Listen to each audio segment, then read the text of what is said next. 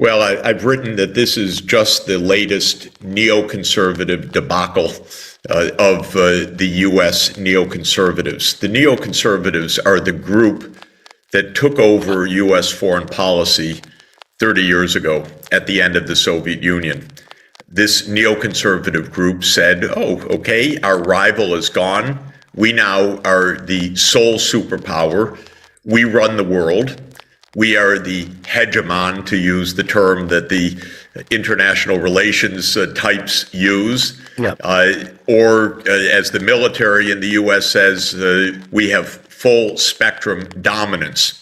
Now, the idea was 30 years ago already, we can basically do what we want. And they have tried in Iraq. They have tried in Syria. They have tried in Libya. They have tried in Afghanistan.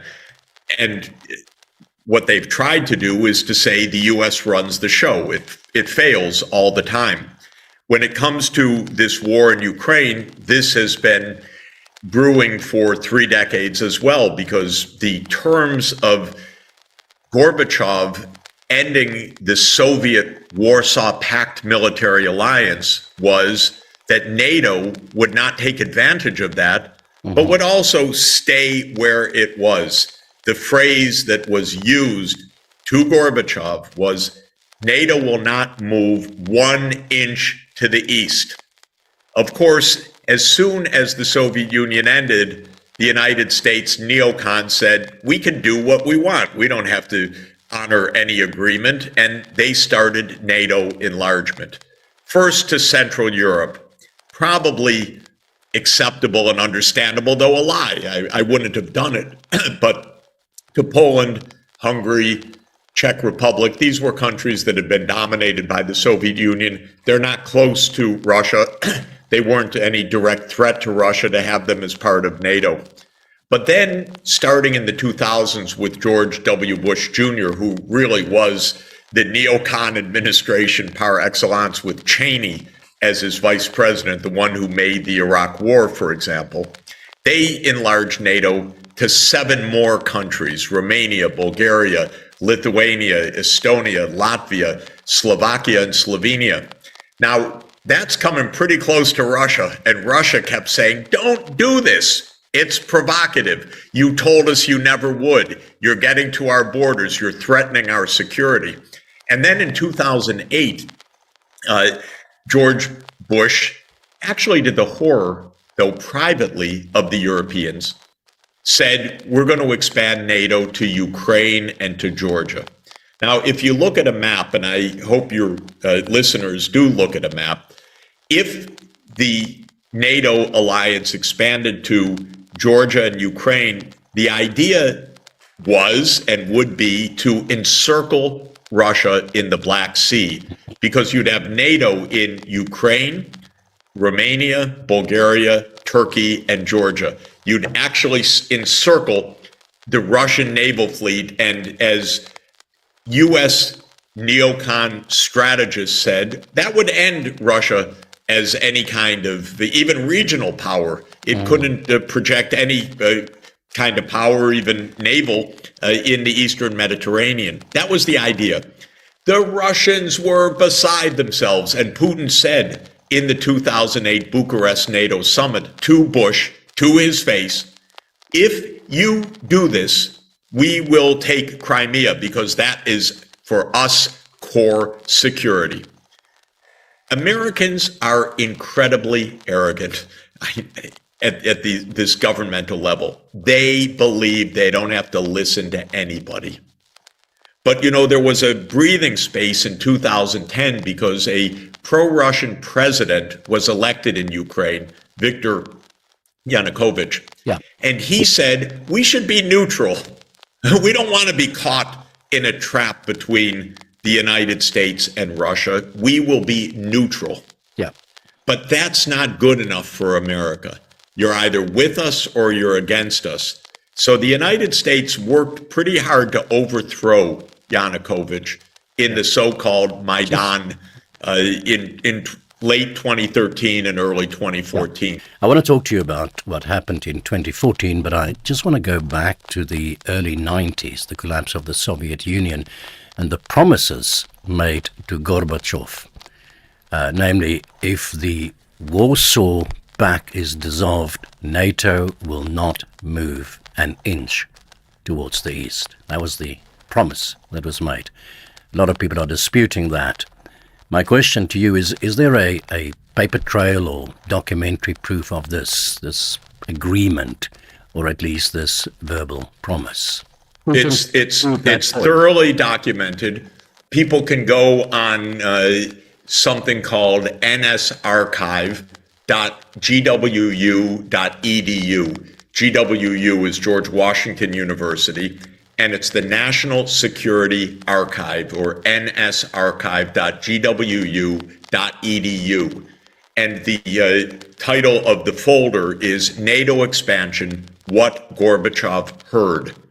It was a very extensive amount of diplomacy that was used by Hans Dietrich Genscher, Chancellor Helmut Kohl, James Baker III, the U.S. Secretary of State, to convince Gorbachev to go along with German reunification.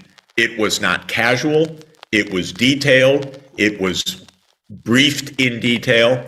It's all documented. It's not an issue. Remember, in statecraft, countries lie. The United States lies for a living. And people could say, yeah, well, what's new? Well, they're lying about this one, too. It's convenient to say these promises weren't given, and they say it. And they get away with most things because of powerful government dominates the media. Yeah. But the fact of the matter is, it was explicit. And Gorbachev was very explicit. And that is, yes, we can go forward, but it would not be acceptable for NATO to expand eastward.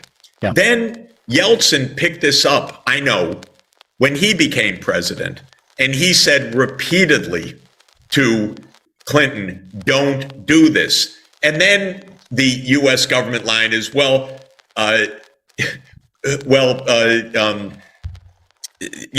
accepted it. What does it mean accepted? What he quote accepted is that Clinton said it's going to happen whether you want it to happen or not. That's what he accepted. He didn't say, oh, that's fine, I understand your point of view. He was given a fait accompli. And then when Putin became president at the end of the 1990s, he specifically, vociferously objected. And in a famous speech that he gave at the Munich Security Conference in 2007, he explained, do not do this. Yep. Do not come closer. And in 2008, very interestingly, at the Bucharest summit, European leaders said to me personally how bad an idea this is. But, you know, when you have a dominant power like the United States, these leaders don't speak publicly. Yep. They do not talk against the United States. They fear they will get punished one way or another. Yeah. One European leader said they treat us like children, told me personally. Yeah. I hear a lot. I see a lot. I know these people personally. I'm just not happy with the U.S. dominating the narrative when it is so dangerous, this misunderstanding. Professor Sachs, what about the argument that NATO's presence in Eastern Europe ought not to be seen as a threat, as if we in the West gets to decide what might or might not be viewed as a threat by the Russians? NATO is not a threat. NATO is a defense alliance, and countries have the right to decide if they wish to join NATO. So if Ukraine wants to, they have the right to join NATO. Well, I'd say a couple of things. First, to go back to the Maidan, which is the public square where the protests took place against Yanukovych, I know, by the way, with my own experience, the U.S. was deeply implicated in the overthrow of the pro-Russian president. Yep. And in fact, we had politicians like John McCain go and speak to the protesters. And I've tried to say to the Americans, what would it be like if on January 6th, 2021, our insurrection, you had Chinese politicians coming encouraging the protesters to go protest and overthrow the government. But that's exactly what we did. That's all on tape. That's not even disputed. I know that behind the scenes, there were all the machinations because basically the U.S. has an apparatus through the National Endowment of Democracy, through a network of so-called NGOs, and through covert operations of the U.S. to try to twist politics in other countries to U.S. bidding. Yeah. Of course, we're horrified if any other country is engaged in ours. But this is normal business for the United States, and it's obnoxious, by the way, because what are U.S. senators speaking to the protesters doing? The moment that Yanukovych was overthrown, then the U.S. recognized the next pro-Western government, and all of the talk of neutrality was thrown aside. Suddenly it was all, we want to be part of NATO. Well, what do you know? And then, as Putin had said, if you go forward this way, I need to take back Crimea because that is absolutely core national security. And he did. Yeah. Then the United States poured in for 7 years heavy NATO weaponry, which is why the Ukrainians are fighting so effectively right now, because the U.S. has been funding and advising and providing intelligence to the Ukrainian military for 7 years. This is a proxy war between the United States and Russia. The Ukrainians are dying, but it's the U.S. weaponry and it's the U.S. intelligence and it's the U.S. operations, it's the U.S. funding that is at the essence of this war. And at the end of 2021, the off-ramp was obvious. The United States just needed to say to Putin's demand not to enlarge, we will not enlarge. Then there would not have been this war. And I called the White House and I said, please negotiate. The White House said, no, this is Ukraine's right. This is ridiculous, by the way, because what we did was trap Ukraine in a devastating proxy war. It is a bad outcome for Ukraine because Ukraine would have been peaceful and it would have been secure, and it is worse than ever right now. So that's one point. But the second point about this right, this is a U.S. military alliance. It is not a defensive alliance. It is a military alliance. It's often offensive. It bombed Belgrade for 41 days in 1999. It overthrew Muammar Gaddafi in 2011. It did the U.S. bidding in Afghanistan from 2005 to 2020. What's defensive about this? It doesn't operate under the UN Charter. It is a U.S. military alliance, which Russia does not want on its 1,000, I think it's 600-kilometer border with Ukraine, and I don't blame them. And I find it absolutely provocative and dangerous that the U.S. has insisted on this. And of course, I say to Americans who don't listen, but anyway, I say to them, suppose that Mexico said, we're a sovereign country. We want to have a military alliance with China because we're not so happy about the way the U.S. proceeds with its war on drugs or anything else or the refugee problem. So we're going to have a military alliance with China. And you think the United States would say, yeah, that's great. You're a sovereign country. We're so happy for you. Congratulations. The U.S. would invade in a nanosecond. And by the way, when Fidel Castro tried that in 1960, 61, the U.S. invaded. So, and the U.S. announced in 1823 the Monroe Declaration. It said to the Europeans, you keep out of the Americas. It didn't say, these are sovereign countries. They can decide anything they want. It said, point blank, this is our backyard. You keep out of the Americas. Okay, so I'm completely annoyed. And the reason I'm annoyed is that people are dying massively in Ukraine. and we're escalating towards nuclear war, and we're being fed nonsense by the Western media, which basically is regurgitating what the U.S. government is saying. Well, I take all of this very seriously because we have a war between two nuclear superpowers. So this is a terrible situation. This is a war between Russia and the United States. The U.S. Does not have that many people on the ground. We don't know who really is on the ground in Ukraine from the U.S., but a lot of weapons are. Finance, intelligence. This is the U.S. is fighting this war, and this is quite clear.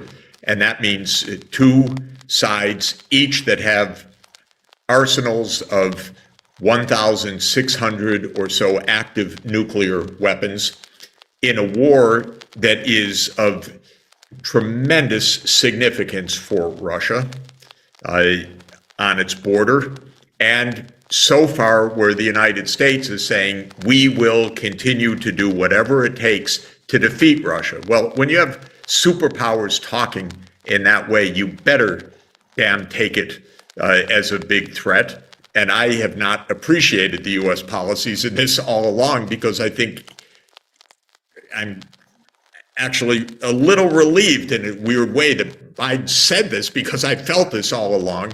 I felt that the U.S. policy was on a path of escalation and that they didn't have an off-ramp in their minds. By the way, there's an obvious off-ramp, and this is the whole point of this war, if you really know something about it from the beginning. And the off-ramp is that NATO says we're not going to enlarge to Ukraine, period. That was the off-ramp that would have prevented the war. That was the off-ramp that would have stopped this war in March, when Russia and Ukraine, under the mediation of Turkey, exchanged documents and said publicly, as well as the Turkish mediators, we're close to an agreement. Many of us think that the U.S. rushed in and said, oh, no, don't do that.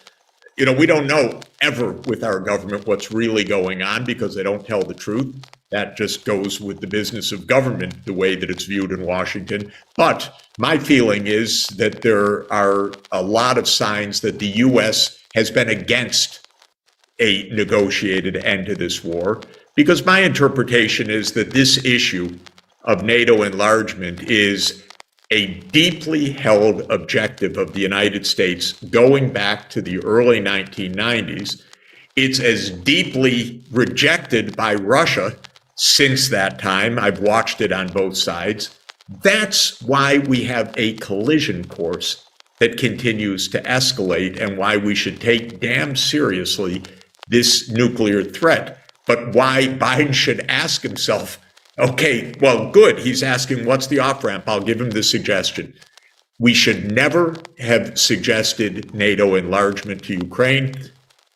And we should stop now, because Putin was very clear at the end of 2021. Here are my red lines. And the core of them, the core of the red lines was neutrality of Ukraine. And I called the White House then. I said, that's good. That's actually right. That's not just a concession. That is right for all sides. The White House said, we don't like that. We believe Ukraine has the right to join NATO. I said, it's not a right, because it impinges directly on Russia's core security perceptions. You better talk. No, we're not talking about that. Well, they better talk. That's my bottom line. They really had better talk about this issue. By the way, you can't have Zelensky negotiating with Putin. This is a war between the U.S. and Russia. And we need to have the President of the United States and the President of Russia talking with each other and avoiding Armageddon. That's, I think, the bottom line. And Zelensky, by the way, said he wouldn't even negotiate with Russia insofar as Putin is in power. So Zelensky's taking care of that problem already, I guess. Look, you know, I've studied the Cuban Missile Crisis all my life, all my professional adult life.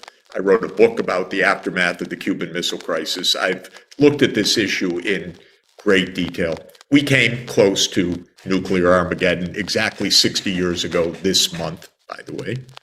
And during that period, one of the provocations was Castro saying, fire, fire, telling Khrushchev, make a preemptive strike, just what Zelensky's doing right now. You could kind of understand it, but you know what Khrushchev said when Castro said, you should make a preemptive strike? Khrushchev said, my God, this is supposedly our ally who would end the world. We better negotiate. We better speed up the negotiations because this is not stable. And when Zelensky says these things, I'm horrified.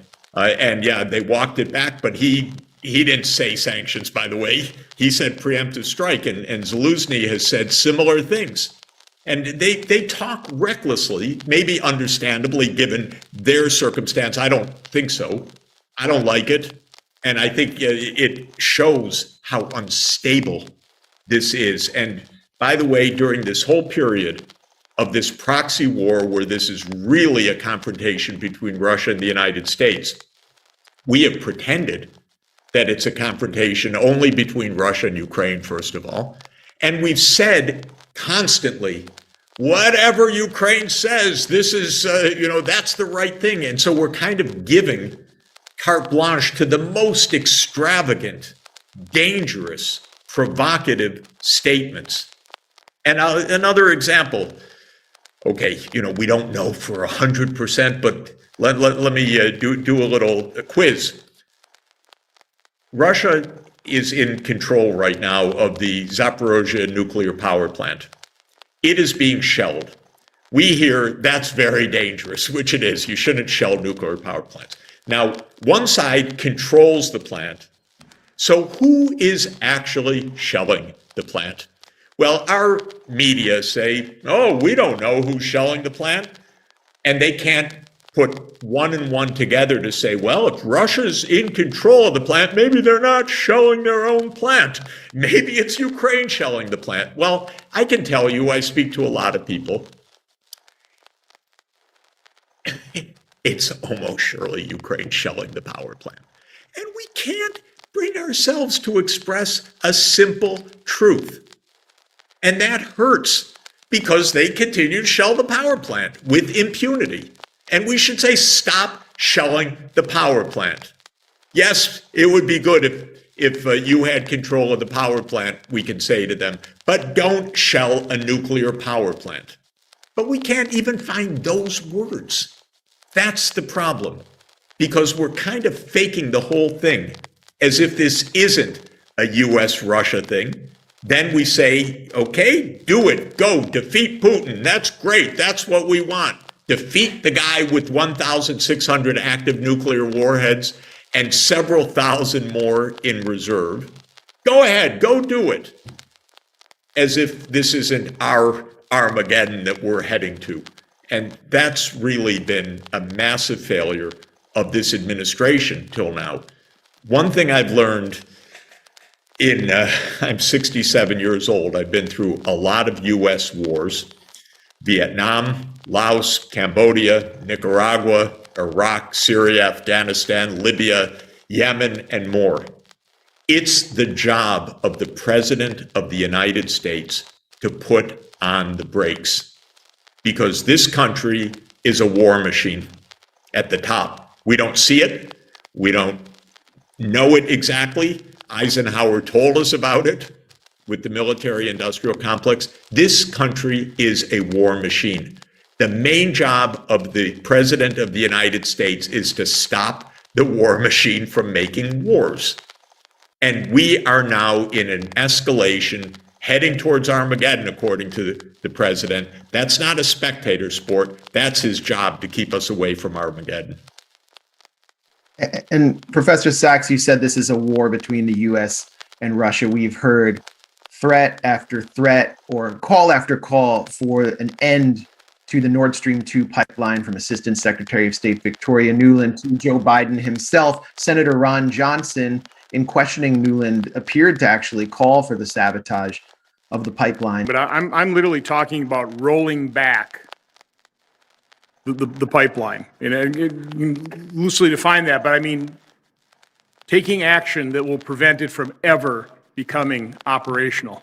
And so who do you think is responsible for the worst act of industrial sabotage in recent memory and maybe in long memory? And what would their motive be, considering that the German economy was on the hook here? I've said I wasn't there, but my guess is just like I think Ukraine is shelling the Zaporozhye nuclear power plant, I think the United States blew up Nord Stream.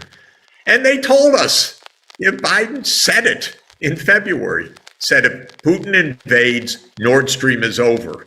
And then a reporter said, well, what do you mean, Mr. President? How are you going to do that? He said, we have our ways. We have our ways. We will bring an end to it.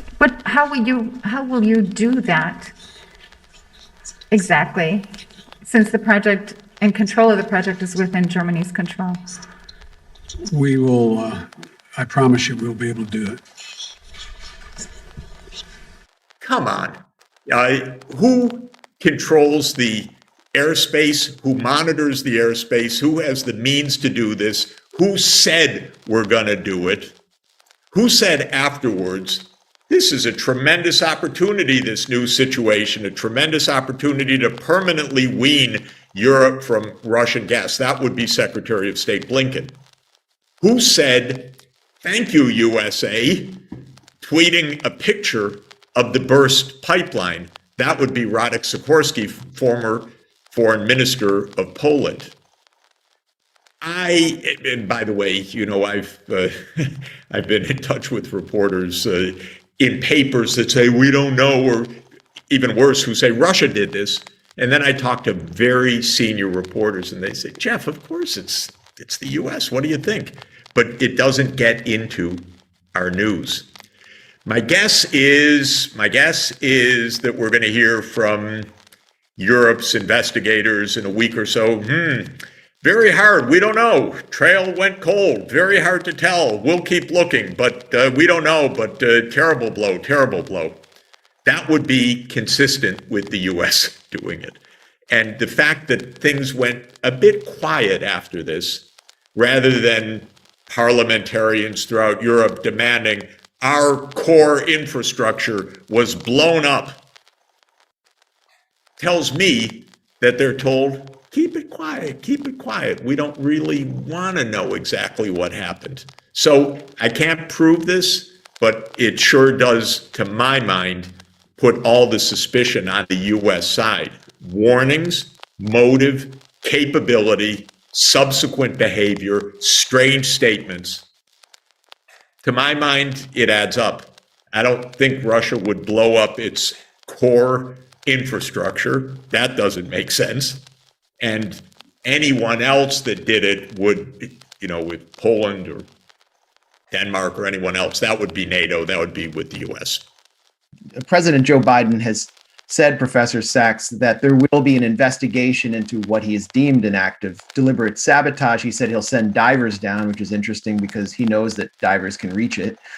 But do you think that this investigation will be a whitewash like the kind we saw the Organization for the Prohibition of Chemical Weapons carry out, where inspectors were actually censored and even attacked by OPCW leadership around the Duma Syria chemical weapon attack allegations in April 2018? And what do you make specifically of that allegation?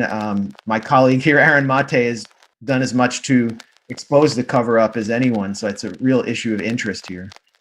Well, on this, the pipeline, the U.S. can't be the one investigating if the U.S. is the most likely culprit. I mean, they can, but we're not going to find any credibility in what comes out of this. So I think the idea of an independent and transparent investigation would be great, but I'm not holding my breath. So the U.S. may say something. Again, I'm 67 years old. It took me a long time to grow up to know that almost everything we hear is not true. We are a security state. We have a secret state, which runs most of our foreign and military policy, of course, and we don't hear the real thing. So I'm not putting too much stock in what the U.S. comes up with. I'm a little more curious about what the Europeans say. It's their infrastructure, after all. It's their economy, it's their gas pipeline, and you would think that they might be interested in actually knowing. But what's also true is that if they do find out or they do know, which I presume they do, they're not speaking also because, the U.S. they think is their security umbrella. I think the U.S. is the great provocation that threatens Europe just about as much as anything right now. So I don't know if we'll ever find out the truth, but frankly, there are so many issues that we never find out the truth about because we never really look. And when you have a state based on secrecy and impunity and, like in Love Story, never having to say you're sorry, the CIA doesn't say, oh, we made a mistake, so sorry, let's have a careful review of what we've done. We're not going to find out about Syria. We're not going to find out about this, not from the U.S. at least. On Syria and the chemical weapons, I listen to you guys. I'm not enough of an expert or inside to know, but what I do know as a very basic point, the U.S., of course, really instigated the war in Syria in 2011. It was the plan, like 100 times before, to overthrow Assad. President Obama signed a presidential finding to task the CIA to work with Saudi Arabia and others to overthrow Assad. This was Operation Timber Sycamore. What is amazing to me about the whole thing is that there's almost not been any coverage, review, explanation of this. We heard only this is a civil war. That's what we heard again and again. And then we hear even more extraordinarily, Putin intervened in Syria. Look what the Russians have done. Putin intervened years after the U.S. took action to overthrow Russia's ally. But we can't get this story told. I think the New York Times covered Operation Sycamore one day, if I remember, something around 2016. Nothing beforehand, nothing after. And I knew a lot about this in those years at the time because I knew what was happening through diplomatic channels and so forth. It was like reality here, weirdness of our mainstream media here, and a narrative that was completely devoid of facts for years. And newspapers that are, of course, absolutely counter-informative. Quick question on Ukraine before we move on to other topics. What do you think guides the U.S. officials who are overseeing the current policy? I mean, we had someone like Lindsey Graham recently say that as long as the U.S. arms Ukraine, they will fight to the last person. 4 months into this thing, I like the structural path we're on here. As long as we help Ukraine with the weapons they need and the economic support, they will fight to the last person. Do you think that's the prevailing mentality right now? And why are they so determined to sacrifice Ukraine in this war against Russia? And if I could piggyback on that question, Professor Sachs, since you mentioned the Cuban Missile Crisis and your understanding of it, throughout the Cuban Missile Crisis, the Kennedy brothers, John F. Kennedy, Bobby Kennedy, were pushing back against the Joint Chiefs. Then later in Vietnam, although LBJ was going along with the Joint Chiefs, he was listening to character figures like George Ball, Assistant Secretary of State, who was an opponent of the war. Do you have any insight into the thinking of the Biden administration? And is there anyone there who is resisting this drive towards nuclear escalation? I think that the core motivation of the U.S. goes back to the neocon approach to foreign policy, which basically has been the approach of the United States for 30 years now. At the end of the Soviet Union, the neocons took power. They're still in power. And their view is the U.S. is the unipolar power. It's the sole superpower, and we're going to keep it that way. And under U.S. strategic doctrines right now, there are two threats. Russia is one and China is the other. And it's not an accident that we're in confrontations on two fronts right now.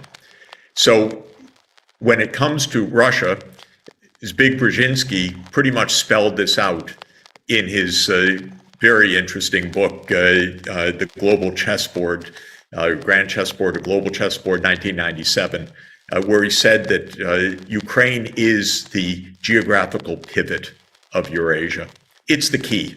If the United States is basically in charge, Russia ceases to be even a regional power, basically. It's cut out from the Black Sea and the Eastern Mediterranean. Ukraine's a big prize if you're a neocon. And a neocon is someone who views the world like the game of Risk, that you want to get all your pieces on the board and you want to take all of your opponent's pieces off the board. And Ukraine is really strategic from their point of view. And this has been spelled out by Robert Kagan, for example. They've written about this quite openly. And of course, that family has been part of this for the whole time, because Victoria Nuland is the Undersecretary of State for Political Affairs in the United States right now. She's been through this, through all these administrations. And so I think that this is the core, that we're going to expand NATO. They have the idea that the North Atlantic reaches to Georgia. Now, that's an interesting idea. That was George Bush's geographical insight in 2008. Extraordinarily cynical, but if you look at a map, what's the game plan? The game plan is control the Black Sea. It is Ukraine, Romania, Bulgaria, Turkey, and Georgia, all surrounding Russia, where their naval fleet is. So that's what Brzezinski was outlining back in 1997. Now, they thought they could kind of slip it in without, Russia being able to oppose it, because they kept expanding NATO step by step. First, the three, Hungary, Poland, Czech Republic, by the way, against the promise, the clear, unequivocal promise to Gorbachev that NATO would not expand to the east. And like so many other things, the U.S. government said, oh, we never said that. Well, they're liars. Of course they said it. And there's a full documentary record, easily accessible on the web, to understand what was said. So, long and the short of it is, that's been the game plan for 30 years.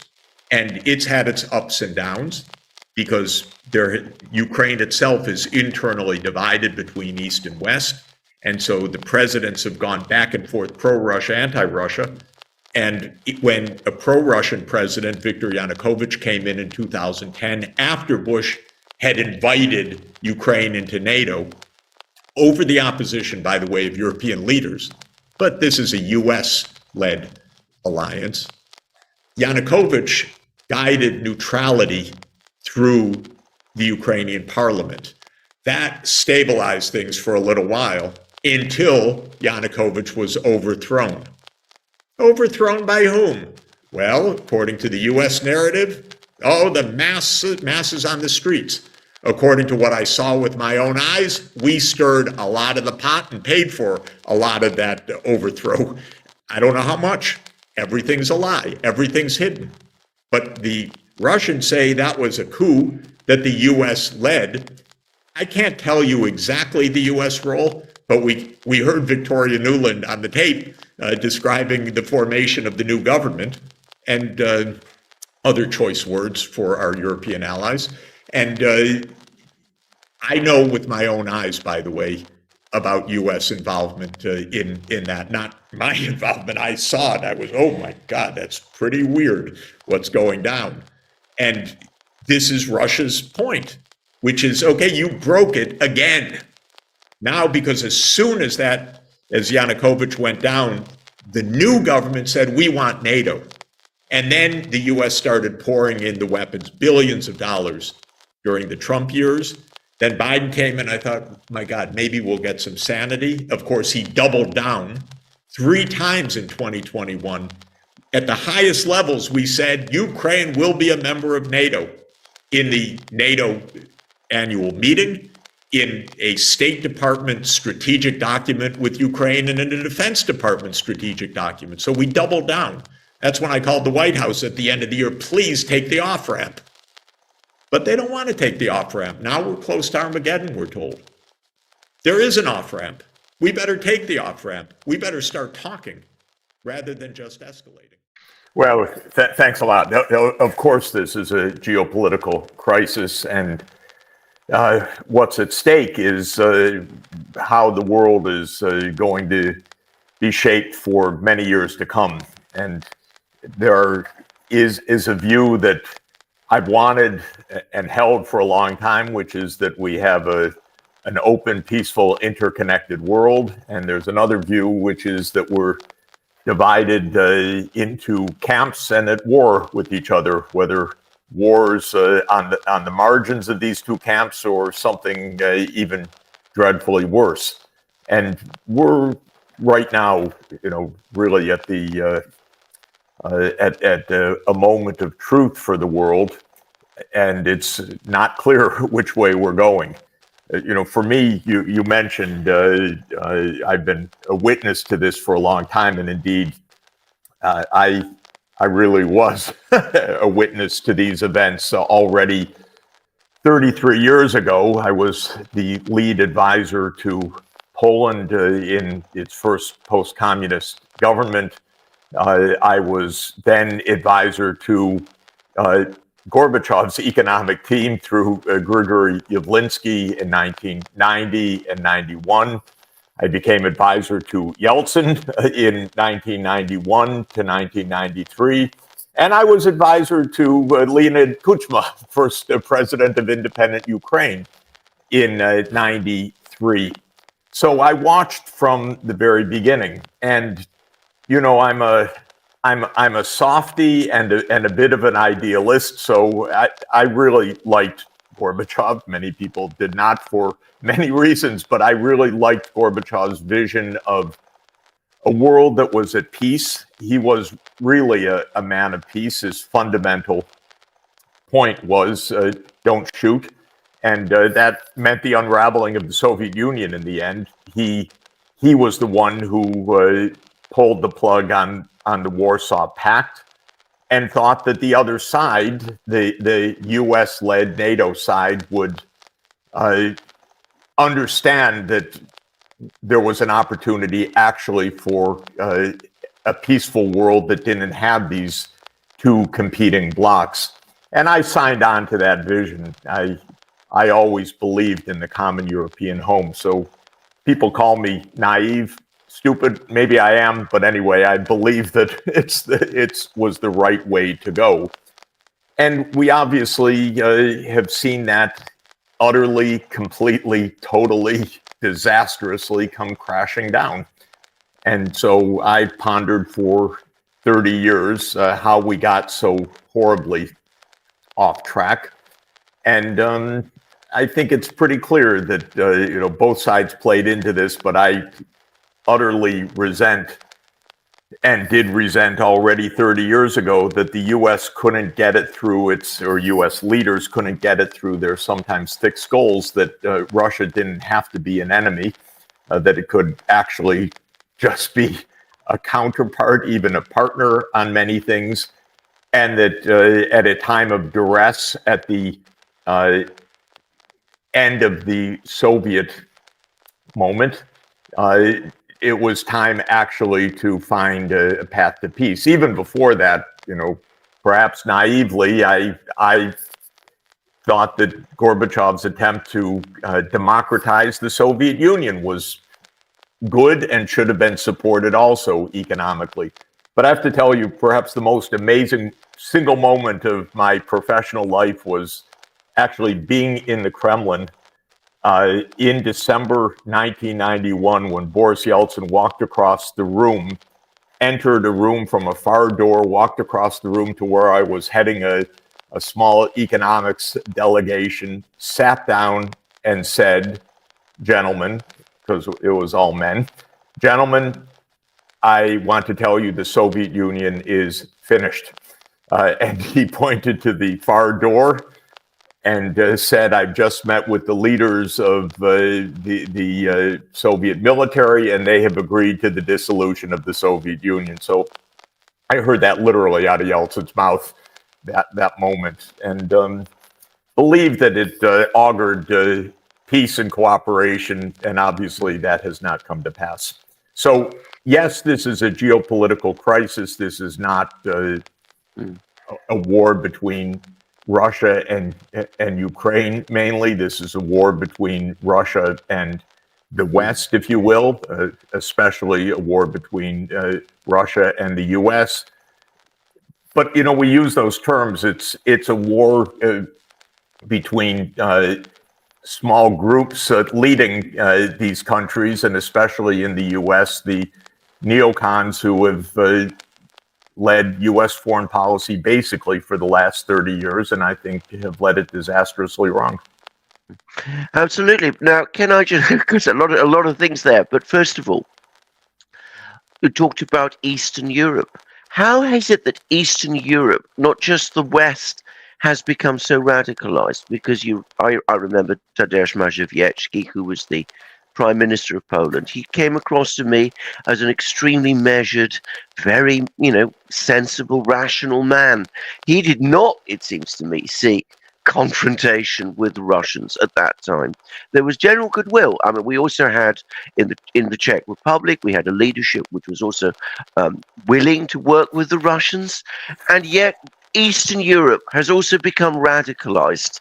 It's now become extremely hostile to Russia. It's almost driving the hostility to Russia within the European Union. Is this a consequence of the divisions? Is this a consequence of NATO expansion? Is that strengthened certain elements within these societies that have sought confrontation? And is NATO expansion the root of the problem? Yeah, these are great questions and somewhat imponderable or unknowable. The animosities between Poland and Russia are deep. They go back centuries. Poland, of course, remembers being dismembered in part by the Russian Empire, but the Russians remember Poland invading Russia in the times of trouble. So this is a conflict that goes back a very long way. But none of that makes any of this inevitable. It's all how events are shaped and perceived. And in the 1990s, there were debates everywhere about the future, so nothing was set in some hard and certain course. And in the US, the more we learn and the more we look back, there were debates between the neocons and those who really had the view that, of course, we can have normal relations with Russia. And those debates really did center on the NATO question. We had hardliners, of course, at the end of the George W. Bush senior administration, and I ran into them in a hard way because when I advised Poland, I knew a lot about how to end a financial crisis, and I made good recommendations, and they worked. But what was fascinating for me, and I didn't understand it at the time, is every recommendation I made was accepted by the White House almost immediately. It was weird. One day I raised $1 billion for Poland, literally from morning till night, because I said so. And they said, well, do you think this will work, Mr. Sachs? And I said, this is the right thing to do. And by the end of the day, the $1 billion had been raised for a currency stabilization fund. And I patted myself on the back. God, am I good, And then 2 years later, when I made very similar recommendations for Yeltsin's government, every single one of them was rejected. And I thought, but come on, you just saw in Poland why this works, how it works, and so forth. I didn't really get at the time that I was playing economics and they were playing geopolitics. I was trying to help salvage a collapsing economy, and they were playing the board game Risk. Put your pieces on as many places on the board as you can. And I didn't really understand it at the time because I thought we were having an economics discussion and debate. But the point is that as of the mid 1990s, the original neocons on the Republican side, Cheney, Rumsfeld, Wolfowitz, they had their counterparts on the Democratic Party side, because this isn't really partisan. This is elite U.S. politics. Madeleine Albright was a hardliner. Her vision was Central Europe's my place, my home, and Russia's the enemy. And Zbig Brzezinski was definitely not a lover of Russia, I would say. And so the debate ensued, and Clinton was kind of a weather vane and a political such a political freak. He wanted to win elections, and he felt that going with NATO enlargement was the right way to go. He sided with Albright and his Secretary of Defense at the time, really a gentleman and a decent man, Bill Perry, wrote in his memoirs 20 years afterwards that this was completely distressing to him, that he knew this was the wrong way to go, that this was going to inflame a crisis with Russia that was just being tamped down, that he was making his relations with his Russian counterparts, it was working. They were building a new kind of peaceful and trusting relationship, and this was going to blow the whole thing up. But Albright and Holbrooke and the other hardliners, and Clinton, very typical of him, by the way. Anyway, he went with it, not really thinking much about the consequences. To my mind, our greatest historian, statesman of the age, really a man of unbelievable knowledge and judgment, was George Kennan, who ironically was the author of the original containment, but he meant it in a completely different way from the version that was actually implemented, a non-military kind of approach. George Kennan knew immediately this is a massive debacle, and said so famously in 1997 that this is the new Cold War with Russia.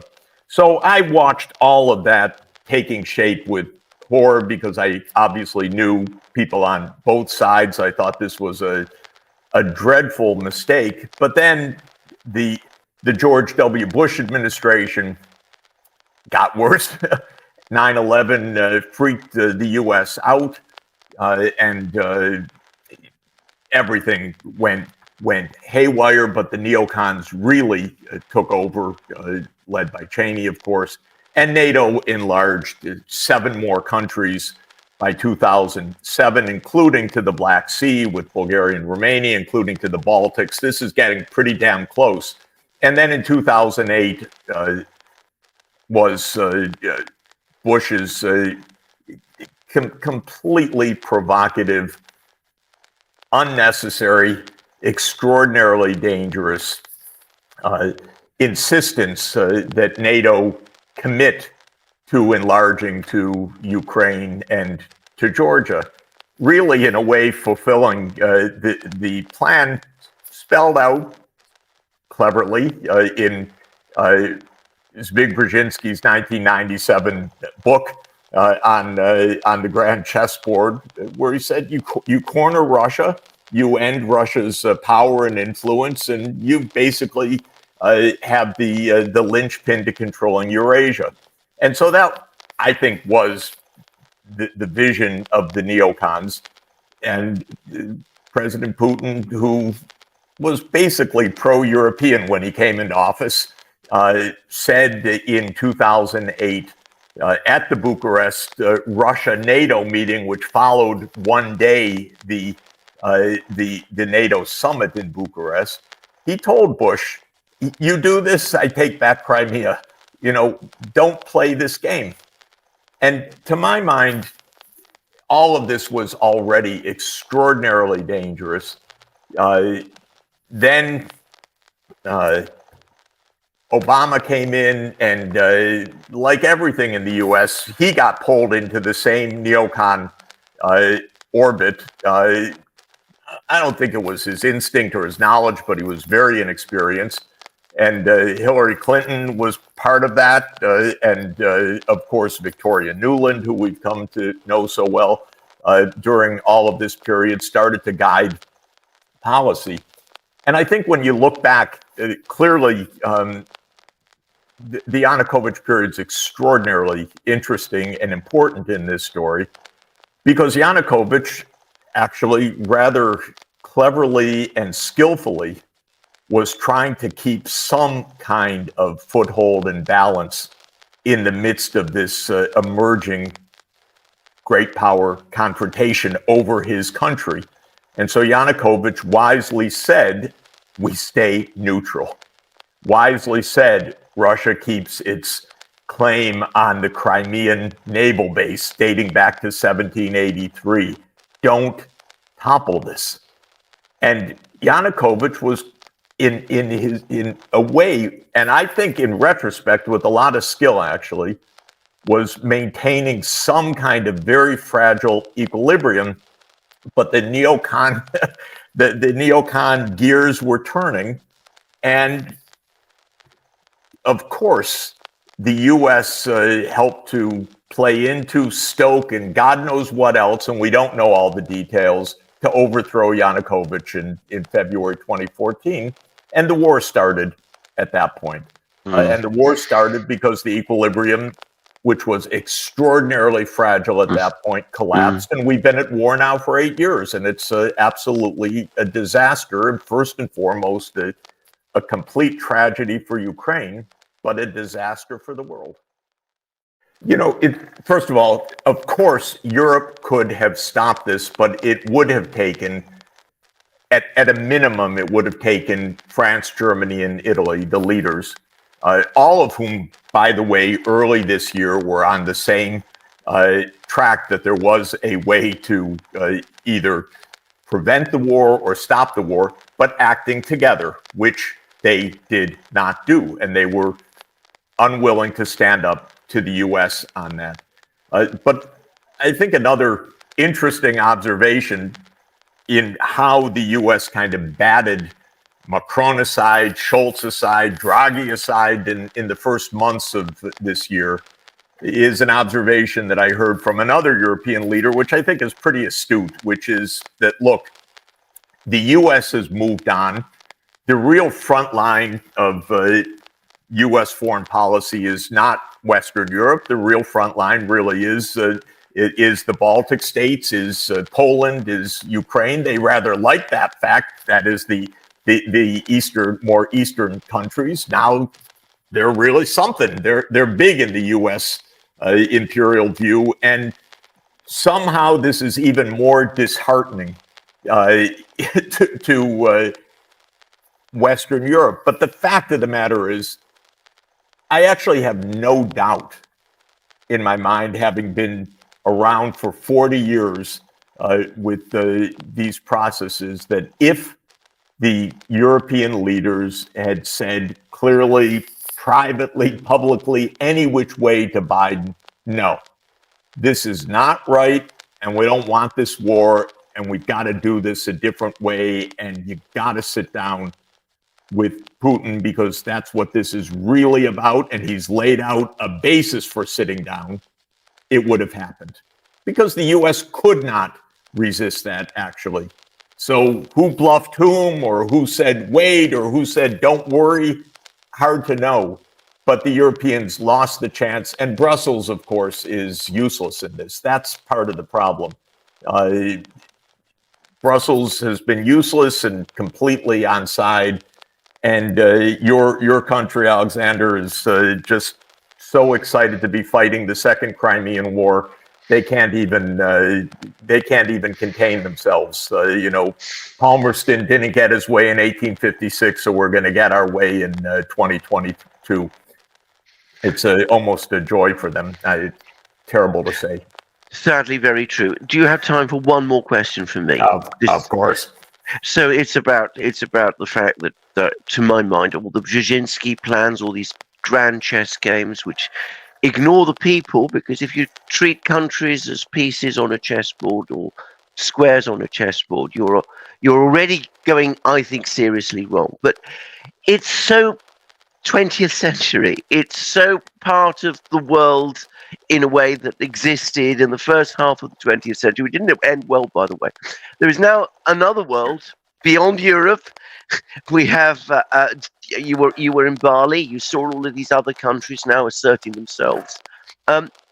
We're fighting. It also seems to me we not only created a disaster. It's a disaster fighting battles left over from 170 years ago, which have lost their meaning now, or at least that's so it seems to me. Hey, Jeffrey, are you familiar with the structural financial crisis theory developed by the Russian economist Mikhail Kazin in the last 20 years? He predicted the globalist world split into currency zones or blocks. I'm not familiar with the theory. I apologize, but I would say the following about blocks and currency zones. First, we shouldn't want them. So again, I don't tend to believe in deterministic outcomes. I believe that we have choices, though we often make very bad ones. Second, specifically on currency blocks, it's a pretty interesting point and very relevant for us. The U.S. At the beginning of the war said that cutting Russia off from SWIFT was the so-called nuclear option. Aside from the horror of the use of that term in this context anyway, the fact is that it proved to be pretty non-consequential. And the reason is actually quite basic. And I said so, by the way, to the US government at the time. Don't count on your sanctions having so much effect. Nothing much is going to happen. They don't work the way you think, and so forth. It was pretty obvious. But there are many ways to transact. You do not have to go through a US bank, US dollar, and SWIFT. Bottom line. And you can go through yuan, you can go through rupees, you can go through rubles. There are lots of ways to transact. When we teach monetary economics, as I have at Harvard and Columbia for 40 years, you say money's a veil. In other words, it's not the real economy. It facilitates the economy. And the idea that the dollar is the irreplaceable, indispensable currency, and so that's America's real hold on global power. All that the United States is doing is dramatically accelerating the end of the dollar special prerogatives and privileges, because frankly, if you're not getting along with the United States geopolitically, do not hold dollar reserves. They're going to be grabbed, whether you're Venezuela or Iran or Russia or some other country. And so there are other ways to hold reserves and to settle payments, and that's what we're seeing right now. Danielle says, what future role do you see for the United Nations? Will it be able to be reformed to be more representative of sovereign states and people of the world, and out of pocket of the United States and interest groups? You know, I spend most of every day for the last 22 years trying to help the UN. And I have to tell you, I haven't been paid. They owe me $22 because I do it $1 a year, every year. I haven't seen my dollars yet, but I am a believer in the United Nations, though it's easy to be mocked for that. I think the UN was one of the great visions by our greatest president, who really was a great man, Franklin Roosevelt. I don't think that of too many of our presidents, but he really was a great man, and he had a great vision, which was that there could be a UN. Of course, it's flawed in many ways, but it's also completely essential. If we turn away from war and peace, we really do have a climate crisis. That's another discussion that has engaged me almost all all my career in life, and it's very real. And now, of course, we don't pay attention to it in the midst of all of this mess. But the point is, as hard as it is to do anything in this world today, you can't do it actually without global cooperation. And to have global cooperation, you need institutions, and you end up with a UN. So if we didn't have it, we'd invent it. Then we would find out how damn hard global cooperation is for all the obvious reasons. First of all, politicians have their power base, and if they are democracies, their electoral base at home. And so that is the starting point, which is it's not easy to get the cooperation. But also all the points we've been talking about of the kind of delusions of grandeur of the neocons and so forth impedes it as well. So my answer is it's a long talk. It would help me to explain why I've spent 22 years virtually nonstop trying to help the UN. I believe in it. I believe it's absolutely essential. Incidentally, all these, the charge that the U.S. makes about the UN, for example, can't go to the UN Security Council because of the veto. The fact of the matter is the veto has been not a bad thing, actually. If the United States had listened to many of those vetoes, it would have avoided multiple disasters. When Russia and China vetoed the Iraq War in 2003, that wasn't anti-US. That was just sanity. And if the United States had said, maybe we should reconsider, we would have saved several $1 trillion and a lot of global grief. So even whatever one thinks about the veto, it says something when major powers say, I don't agree, they should talk to each other. Of course, what's happened specifically with the Security Council is it's become no more than a theater for sound bites. They don't deliberate. They don't analyze things. They just give speeches. It's really degraded in its actual operation, because if the Security Council actually studied any of the problems it's grappling with, really looked at the evidence, honestly, brought in outside expertise, these problems are solvable. And I often think, if I might, since I work a lot with the Vatican also, they have a very good idea when they elect a new pope. As you know, they lock the cardinals in the room. And I've thought that we probably could end the Ukraine war peacefully if the Security Council was put in the chambers, the door was locked, conclave, and they were told, you don't come out until the white smoke appears above the 38th floor. They could actually solve this. And of course, they don't do that. They want the sound bites for the news cycle.